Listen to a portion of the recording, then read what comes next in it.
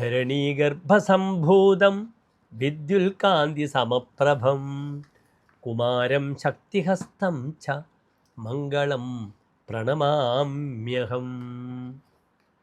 ധരണി ഗർഭസംഭൂതം, ഭൂമിയുടെ ഗർഭത്തിൽ നിന്നും ജനിച്ചവനും, വിദ്യുൽ കാന്തി സമപ്രഭം അല്ലെങ്കിൽ വിദ്യുൽ കാഞ്ചന സമപ്രഭം, മിന്നലിൻ്റെ ശോഭയോട് കൂടിയവനും, കുമാരം സുബ്രഹ്മണ്യൻ, ശക്തിഹസ്തം ശക്തി വേലെന്ന ആയുധം കൈവശമുള്ളവനുമായ തം മംഗളം അങ്ങനെയുള്ള ചൊവ്വയെ ഞാൻ നമസ്കരിക്കും. ചൊവ്വയുടെ പര്യായങ്ങളാണ് ഭൂമി ചേർത്തുള്ള എല്ലാ പര്യായങ്ങളും അല്ലേ. ധരണീപതിഹി, ക്ഷ്മാപതിഹി, ഭൂപതിഹി, ഭൂമിസുതഃ, ഭൂമിസൂനുഹു, ഇതൊക്കെ ചൊവ്വയുടെ പര്യായങ്ങളാണ്. ഇവിടെ നാം എന്തിനാണ് ചൊവ്വയെപ്പറ്റി ചർച്ച ചെയ്യുന്നത്? ചൊവ്വ ഇതാ ജ്യോതിശാസ്ത്രത്തിൽ തൻ്റെ ഉച്ചരാശിയായ മകരൻ രാശി കഴിഞ്ഞ് കുംഭൻ രാശിയിലേക്ക് പ്രവേശിക്കുകയാണ്. എപ്പോഴാണ് പ്രവേശിക്കുന്നത്? 1201 കുംഭമാസം 11-ാം തീയതി, അതായത് 2026 ഫെബ്രുവരി മാസം 23-ാം തീയതി ചൊവ്വ കുംഭത്തിലേക്ക് പ്രവേശിക്കുകയാണ്. എത്ര ദിവസമാണ് അവിടെ ചൊവ്വ ഉള്ളത്? 40 ദിനങ്ങളാണ് കുംഭൻ രാശിയിൽ നിൽക്കുന്നത്. ഈ 40 ദിനങ്ങൾ കുംഭൻ രാശിയിൽ നിൽക്കുന്ന ചൊവ്വ എപ്രകാരം ഓരോ രാശിക്കാർക്കും ശുഭാശുഭ ഫലങ്ങളെ പ്രദാനം ചെയ്യുന്ന വിഷയമാണ് നാം ചർച്ച ചെയ്യുന്നത്. കുംഭത്തിൽ നിൽക്കുന്ന ചൊവ്വയുടെ ആശ്രയഫലം നന്നായിട്ടല്ല ആചാര്യന്മാർ വിവരിച്ചിട്ടുള്ളത്. ദുഃഖാർത്തോ വിഡ്ഢനഃ അടനഃ അനൃതരതിഹി തീഷ്ണശ്ച കുംഭസ്ഥിതി. ദുഃഖിതനാവുക, ധനം കൈവിട്ടു പോകുക, അടനഃ പരിഭ്രമം സഞ്ചരിക്കുക, അനൃതരതിഹി ചീത്ത കൂട്ടുകെട്ടിലേക്ക് പോവുക, ചീത്ത രതിയിലേക്ക് പോവുക, തീഷ്ണസ് അനാവശ്യമായി തീഷ്ണ സ്വഭാവം പ്രകടിപ്പിക്കുക. ഇതൊക്കെയാണ് കുംഭത്തിലുള്ള ചൊവ്വയുടെ ആശ്രയഫലം ആചാര്യൻ പറഞ്ഞിരിക്കുന്നത്. അതിനാൽ വളരെ ശ്രദ്ധിക്കണം. ഈ ചൊവ്വ ഈ 40 ദിവസക്കാലം ഓരോ രാശിക്കാർക്കും എപ്രകാരം ശുഭാശുഭ ഫലങ്ങളെ പ്രദാനം ചെയ്യുന്ന വിഷയമാണ് നാം ചർച്ച ചെയ്യുന്നത്. ഏതായാലും ചൊവ്വ ഈ കുംഭത്തിൽ നിൽക്കുന്ന സമയത്ത് എൻ്റെ പ്രിയമുള്ള പ്രേക്ഷകർക്ക് നന്നായി ചൊവ്വയുടെ മന്ത്രങ്ങൾ ജപിക്കാം. ഭദ്രകാളി ക്ഷേത്രത്തിൽ ഭജിക്കാം, സുബ്രഹ്മണ്യ ക്ഷേത്രത്തിൽ ഭജിക്കാം. ഇവിടെ ചൊവ്വ ഇത്രയും കാലം മകരത്തിൽ നിന്നിരുന്നത് ഉച്ചക്ഷേത്രത്തിലാണ്. അത് സ്ത്രീരാശിയാണ്, അത് ഭദ്രകാളിയാണ്. ചൊവ്വ നിൽക്കുന്നത് എവിടെയാണ്? പുരുഷരാശിയിലാണ്. അതിനാൽ ഇവിടെ ഭജിക്കാൻ നല്ലത് സുബ്രഹ്മണ്യനാണ്. സുബ്രഹ്മണ്യ ക്ഷേത്രത്തിൽ ഷഷ്ഠിവ്രതമെടുക്കാം, സുബ്രഹ്മണ്യ പൂജ ചെയ്യാം, രക്തപുഷ്പാഞ്ജലി ചെയ്യാം. ഇപ്രകാരം ഈ ചൊവ്വയെ നന്നാക്കി എടുത്താൽ ഈ ചൊവ്വ നല്ല പോസിറ്റീവായ അനുഭവങ്ങൾ പ്രഷ്ടാവിന് നൽകും. ചൊവ്വയെ കൊണ്ട് 3 വിഷയമാണ് ചിന്തിക്കുക. ഭ്രാത, സത്വഞ്ച, ഭൗമ, ക്ഷിതിരപി. 1 സഹോദരങ്ങൾ, 2 തന്നെ സാഹസികത, ധൈര്യം, ഊർജ്ജസ്വലത, മറ്റൊന്ന് ഭൂമി.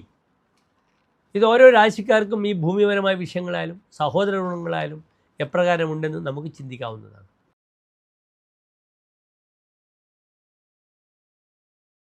മൂലം, പുരാടം, ഉത്രാടം നക്ഷത്രത്തിൻ്റെ ആദ്യത്തെ 15 നാഴിക വരുന്ന 2.25 നക്ഷത്ര സമൂഹം. ഇവിടെ ധനുരാശിക്കാർക്ക് ചൊവ്വ നിൽക്കുന്നത് 3-ാം ഭാവത്തിലാണ്. 2 ഭാവങ്ങളുടെ ആധിപത്യമുണ്ട് ചൊവ്വയ്ക്ക്. ഒന്ന് 5-ാം ഭാവാധിപത്യം, അവരുടെ ബുദ്ധി, സന്താനങ്ങളൊക്കെ ചിന്തിക്കണം. മറ്റൊന്ന് അവരുടെ 12-ാം ഭാവം, അവരുടെ വൈകല്യങ്ങളെ ചിന്തിക്കണം. വികലതകൾ, രോഗങ്ങൾ, അരിഷ്ടതകൾ ഒക്കെ ചിന്തിക്കണം. ദുർവ്യയങ്ങൾ ചിന്തിക്കണം. അപ്രകാരമുള്ള ചൊവ്വ നിൽക്കുന്നത് 3-ാം ഭാവത്തിലാണ്. 3-ാം ഭാവത്തിൽ ചൊവ്വ നിൽക്കുന്നത് നല്ലതാണോ? നല്ലതാണ്. 3-ാം ഭാവം ഉപജയഭാവമാണ്, വർധനവിനെ സൂചിപ്പിക്കുന്നു. മുതൽ ചൊവ്വ വരുമ്പോൾ ശത്രുക്കളൊക്കെ നശിപ്പിക്കും. അസാധ്യം കൈക്കരുത്തുണ്ടാകുന്ന വാരമാണ്. മാർഷൽ ആർട്സൊക്കെ പ്രകടിപ്പിക്കാനുള്ളവർക്ക് വളരെ നല്ലതാണ്. കരാട്ടെ, മാർഷൽ ആർട്സ്, അതുപോലെ കളരിയായിട്ട് ബന്ധപ്പെടുന്നവർക്കൊക്കെ ആയിട്ട് ടൂർണമെൻറ്റിലൊക്കെ അവാർഡുകൾ വാങ്ങാൻ ഈ സമയം വളരെയധികം ഗുണകരമായി തീരും. അവർ എതിരാളികളെ എന്ത് ചെയ്യും? പിച്ച് ചീന്താൻ അവർക്ക് പറ്റും, തൻ്റെ ശരീരക്ഷമത ഉപയോഗിച്ച്. അതാണ് 3-ലെ ചൊവ്വ. അതിനാൽ അപ്രകാരമുള്ള പ്രവർത്തനങ്ങളിലൊക്കെ ഏർപ്പെടുന്നവർക്ക്, ജിംനാംഷ്യവുമായി ബന്ധപ്പെടുന്നവർക്ക്, ട്രെയിനീസിന്, ശരീര പ്രദർശന സൗന്ദര്യ മത്സരത്തിൽ ഏർപ്പെടുന്നവർക്ക് ഇത് വളരെ നല്ല സമയമാണ്. അവർക്ക് വളരെയധികം അംഗീകാരങ്ങൾ ഈ വിഷയത്തിൽ ലഭിക്കും. മതിവിക്രമവാൻ തൃതീയകെ എന്നാണ് ഫലം പറഞ്ഞിരിക്കുന്നത്. ബുദ്ധിയും വിക്രമവും പ്രകടിപ്പിക്കും 3-ലെ ചൊവ്വ. പക്ഷേ ചൊവ്വ വൈകല്യവാനാണ്. 3 വിഷയത്തിൽ ഇത് ദോഷമുണ്ടാക്കും.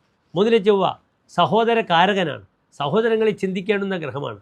3-ാം ഭാവം സഹോദരഭാവമാണ്. അതിനാൽ സഹോദരപതിയായ, സഹോദരകാരകനായ ചൊവ്വ 3-ാം ഭാവത്തിൽ നിൽക്കുമ്പോൾ ഈ 40 ദിവസക്കാലം സഹോദരങ്ങൾക്ക് ക്ലേശങ്ങളും അരിഷ്ടതകളും അപകടങ്ങളും ഉണ്ടാകും. ഈ സമയത്ത് സഹോദരങ്ങൾ ചേർന്ന് 2 വീലർ യാത്രയൊക്കെ ഒഴിവാക്കുന്നത് വളരെ നല്ലതാണ്. മക്കളുമായി ചേർന്നുള്ള യാത്ര ഈ 40 ദിവസം ഒഴിവാക്കുന്നത് വളരെ നല്ലതാണ്. പെട്ടെന്ന് വാഹനാപകടങ്ങൾ ഉണ്ടാകും. വളരെ ജാഗ്രത പാലിക്കണം.